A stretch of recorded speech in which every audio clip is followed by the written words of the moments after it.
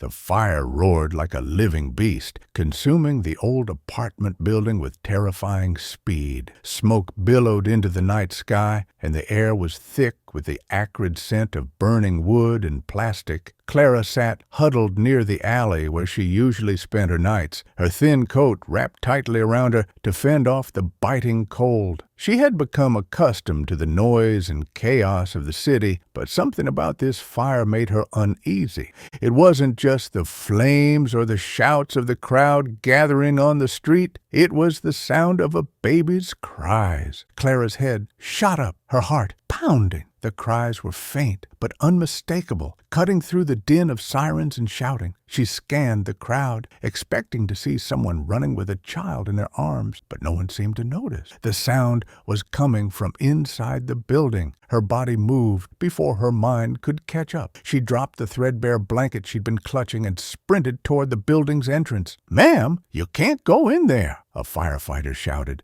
but Clara ignored him. The heat hit her like a wall as she stepped inside. Smoke filled the air, making it hard to see and even harder to breathe, but the cries grew louder, guiding her like a beacon.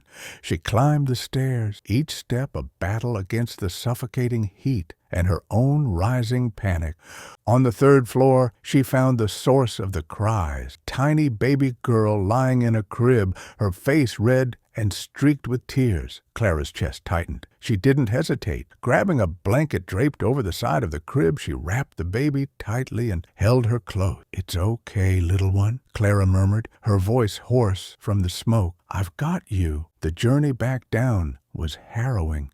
The smoke was thicker now, and Clara stumbled more than once, clutching the baby desperately. Just when she thought her legs might give out, she burst through the building's entrance and into the cold night air. The crowd erupted into cheers as paramedics rushed toward her. "She's safe!" Clara gasped, handing the baby over to one of the paramedics. A woman's scream cut through the chaos. "Julia! Oh my God, Julia!" Clara turned to see a woman running toward the paramedics, her blonde hair disheveled and her face pale with panic. Relief flooded the woman's features as she took the baby into her arms, sobbing uncontrollably. Clara's breath caught. She recognized the woman instantly, Rebecca. Rebecca held the baby tightly, her tears soaking into the child's blanket. "Julia?" she whispered over and over, as if saying the name would anchor her to reality. Clara watched from a distance, her heart pounding. It had been years since she'd last seen Rebecca, but the memories came rushing back as if no time had passed. Rebecca had been her closest friend once, back when life was simpler, back when Clara had a job, a home, and hope. Rebecca's gaze suddenly shifted, landing on Clara.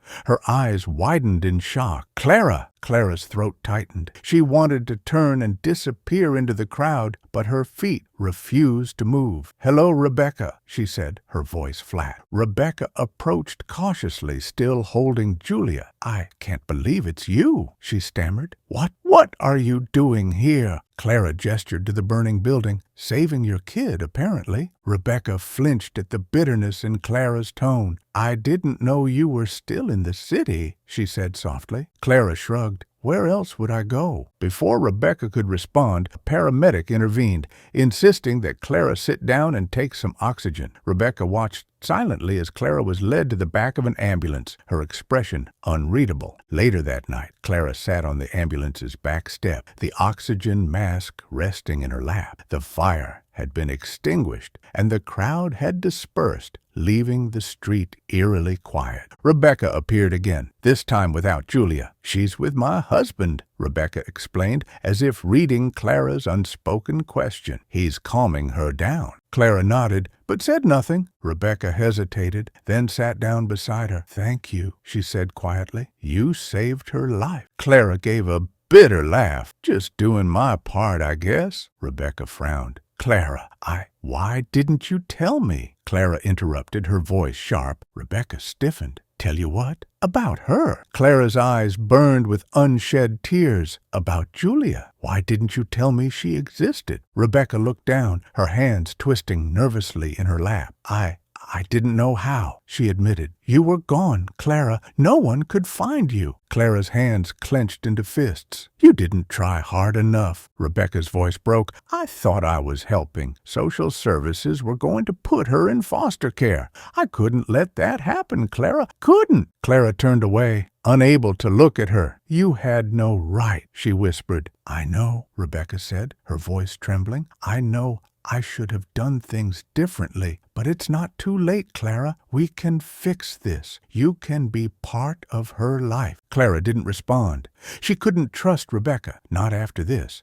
But as much as she wanted to walk away, she couldn't stop thinking about Julia. In the weeks that followed, Clara and Rebecca began an uneasy truce. Rebecca brought Julia to see Clara regularly, giving them time to bond. Clara cherished every moment with her daughter, but each visit also brought a fresh wave of pain. Julia didn't know Clara as her mother. She knew Rebecca. One afternoon, as Clara sat with Julia on her lap, Rebecca approached with a folder in hand. I've been talking to a lawyer, she said carefully. Clara's stomach dropped. About what? Rebecca sat down beside her. About legal guardianship. I want to make sure you have rights, Clara. Julia deserves to know you as her mother. Clara stared at her, searching for any sign of deceit, but Rebecca's expression was earnest. I don't want to take her from you, Rebecca continued. I just want to do this the right way. Clara hesitated, then nodded slowly. Okay, let's do it. The legal process was long and fraught with tension. There were arguments, tears, and moments when Clara thought about giving up. But each time she looked at Julia, she found the strength to keep going. Eventually, they reached an agreement, shared custody. Clara would have Julia on weekends, with the possibility of more time as she continued to stabilize her life. Months turned into a year, and Clara's life began to transform. With the help of the shelter, she secured a small apartment and found steady work. Rebecca and Nathan supported her, providing childcare when she needed it, and including her in Julia's milestones. It wasn't the life Clara had imagined, but it was hers, and for the first time in years, she felt hope. As Clara tucked Julia into bed one evening, the little girl reached out and touched Clara's face. Mommy, she said softly. Clara's heart swelled. Yes, baby, Mommy's here.